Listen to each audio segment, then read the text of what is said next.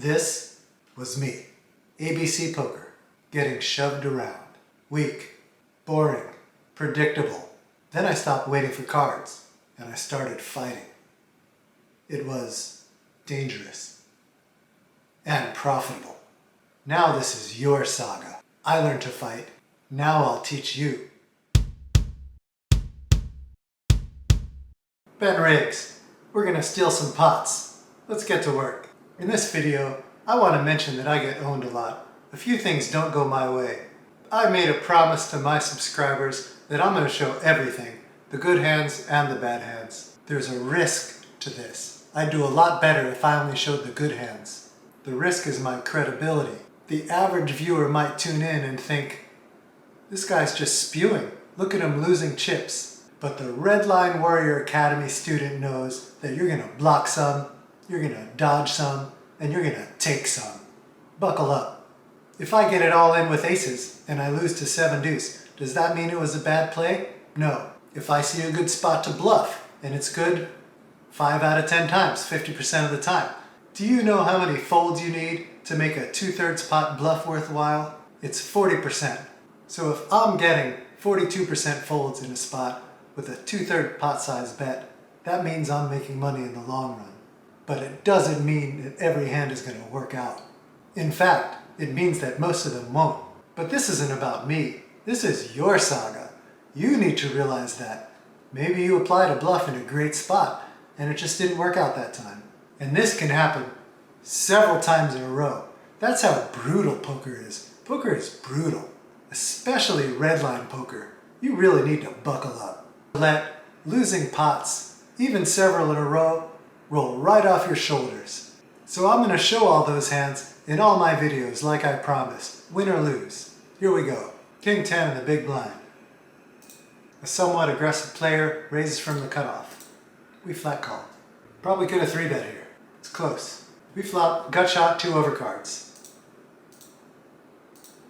We're calling a small bet.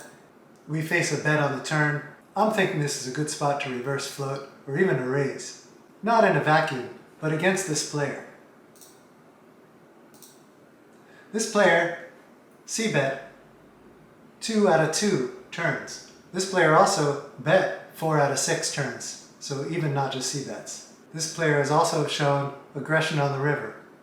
Now it's a small sample, so we can't really tell. So I think it's close. I don't think you're really printing money by continuing in this hand. But this is a good spot to do it as far as the board, as far as I'm concerned. It's looking kind of scary. All kinds of scary things can happen on the river, plus we could hit our hand.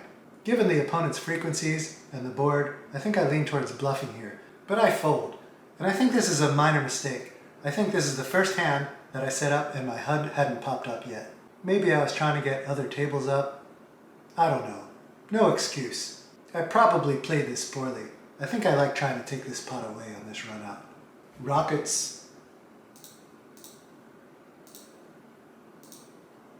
We get a call by an unknown player with half a stack. And we take the pot, let's see that. Ace-7 offsuit in the big blind. Button min raises, we flat call. Unknown villain here. Oh, the same villain. We flop an open-ended straight draw and a nice overcard. Great flop for us. We check. Villain checks. When villain checks, you know what we're doing here, right? We're going to go after the pot. We're going to use our equity and the villain's weakness to make him fold. So I bet when villain folds. It's a small pot, but it's a repeatable spot, and our red line goes up. I like it. 10-10 in the small blind. We raise. Steals the blind. Here we are with 9-7 offsuit in the big blind, and we have a poster, not a limper. Button flat calls, which is very uncharacteristic of this player, being loose aggressive. Surprised he didn't bump it up and isolate. It's kind of odd. We flop a gutty. The poster is wide, and the limping button is wide. I think I want to stab here. Hopefully that's what I did. I do. Everybody calls. Is the king a good card on the turn? to continue running our bluff?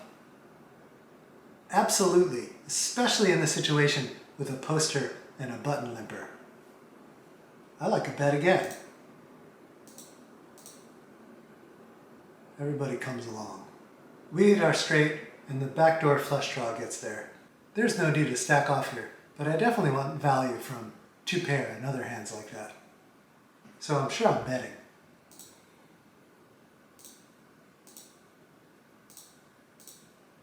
And split the pot. Villain 10 here.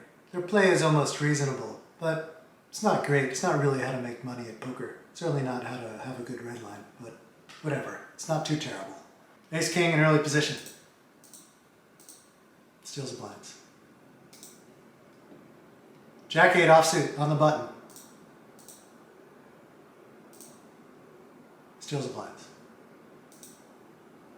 Queen 10 suited on the button. We 3-bet. Villain 16 here and the cutoff is unknown.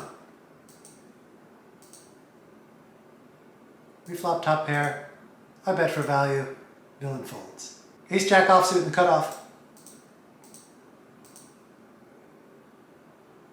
We called by a tag in the big blind. 2 overcards and some backdoor straight action. Low cards. I'm going to c-bet. We get called. The board pairs. The solver probably says to check behind here. It's not really how I play, especially against microstakes tags. I'm probably thinking about betting here. The villain donks really small, almost a check. When you see these min bets, treat them as checks. So I just flat call. I'm not sure I like it. I think I like keeping the pressure on, but again, solver's probably on my side. King is a great card for us in our range. Villain checks, so very easy decision to fire here. Villain snaps me off with pocket tens.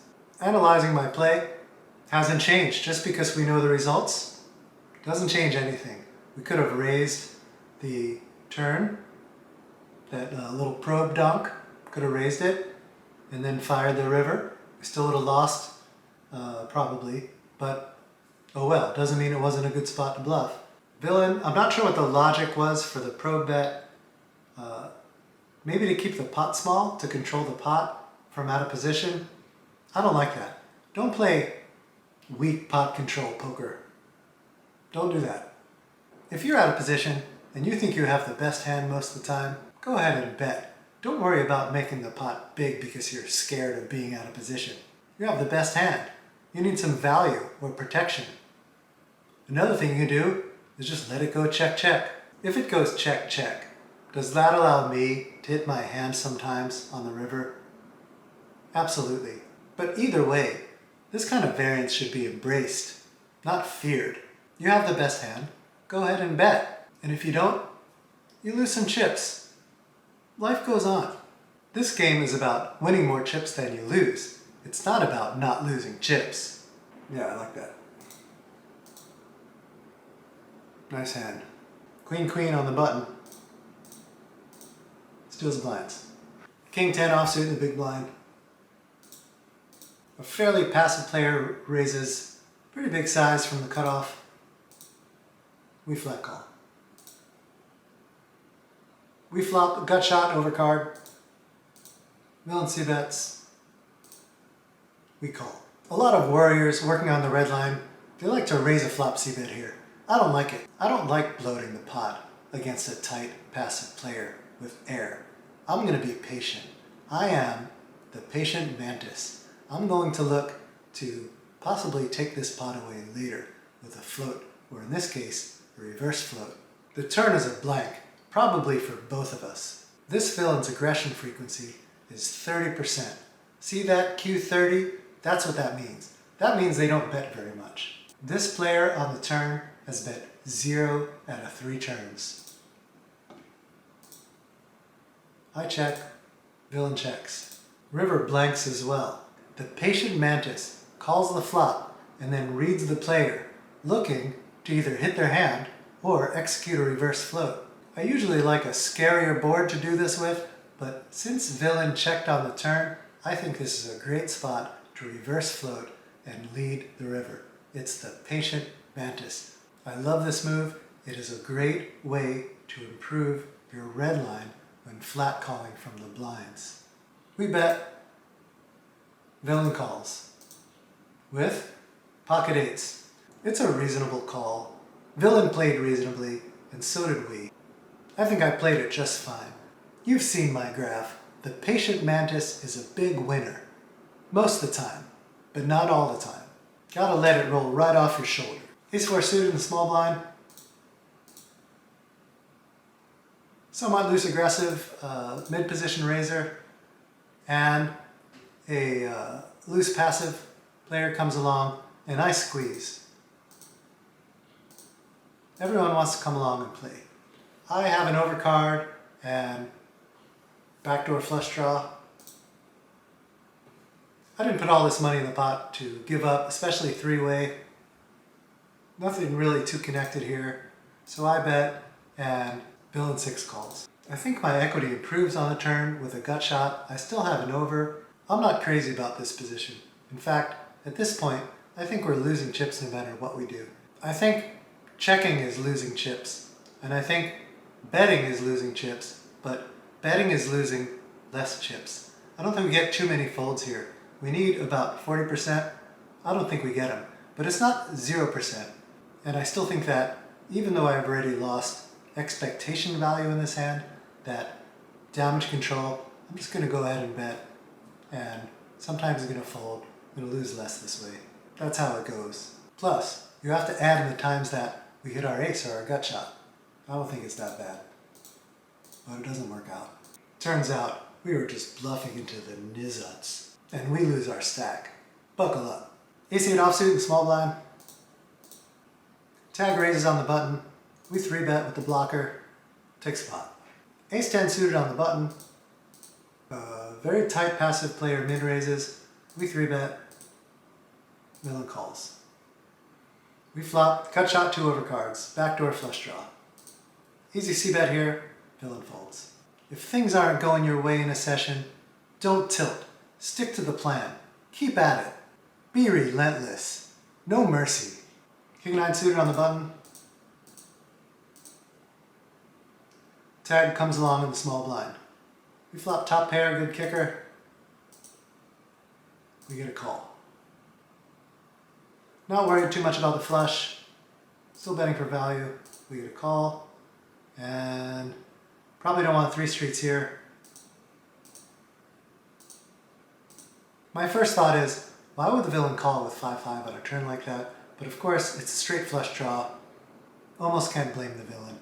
Also, villain might have notes on me. Sometimes I come across like a total maniac, so I can't fault the villain's play. But we scoop a nice pot. King-10 offsuit, the cutoff. We get a call from a passive player in the big blind. We flop top pair. We c-bet, villain folds. That's what I have for you today. The main lesson of this video is to stick to your plan. Let things roll right off your shoulders. You're going to block some, you're going to dodge some, and you're going to take some. Thanks for your time. Go to my website, redlinewarrioracademy.com. There's a free video there, the 3 biggest redline leaks and how to fix them. Come train with me. Subscribe. We're not going to feed you to the sharks. We're going to make you a shark. I'll see you in the dojo.